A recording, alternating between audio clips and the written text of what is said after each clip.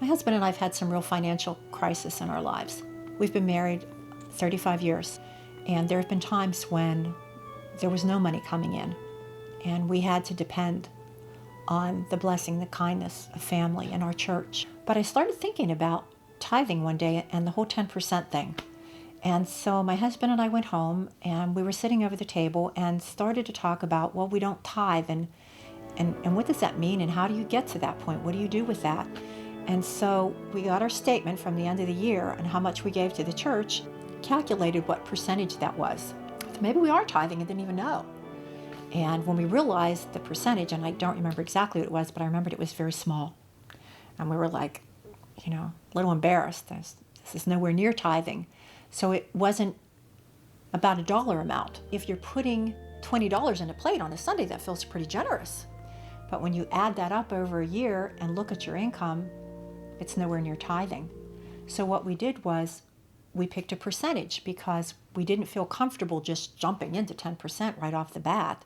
And besides, what 10% of what? Before tax, after tax, before your mortgage? What 10% of what?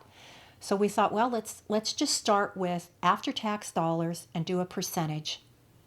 And then every year, as long as one of us hasn't lost a job, but every year, just keep bumping that up till we get to where we tithe. It's a journey. Most of us don't jump into anything right away. You have to wade into and develop a relationship with people, with your faith and with your tithing.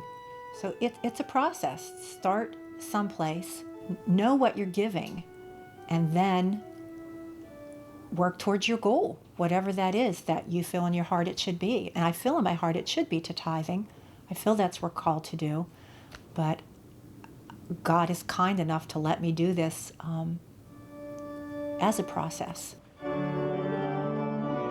When I consider the tithing, it's just what I put in on a Sunday. I don't count the commitment that we made towards the building project, toward the debt reduction. That's separate. I don't count when I write money out to the blanket fund or to the ELCA hunger fund, or I don't count those. It's what I put in on a Sunday, because if you're only paying your share of a budget that covers your church's utilities and rent and your pastor's salary, you're not giving anything. You're paying for a service. You're paying to have a place to have your children baptized and your weddings performed, and to sit and sing your hymns in a comfortable, warm, or cool room seasonally, and to have pastor to call on when you need him. Tithing, giving more to support ministries in your community and in the world is when you really are giving. There's times when I even though we both have good jobs and are not in financial crisis, there are still times when I find myself anxious. Am I going to be able to pay for the fuel bill this winter? What does it mean with the cost of gas going up the way it is, and our daughter getting ready for college, and we still are helping our son through his recovery process, and will I have enough money? And what if my husband is a music teacher? What if they decide to do away with the music department in his school? And it's easy to get anxious and stay awake with what my mom used to call the nighttime what if monster. What gets me through that is a line from one of my favorite hymns, Praise to the Lord the Almighty. The phrase is, "Have you not seen all that is needful has been sent by his gracious ordaining?"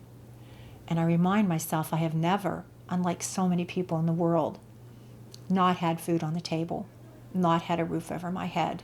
I've never had to see my children go hungry. I've never had to worry about where are we going to sleep tonight if the weather's cold.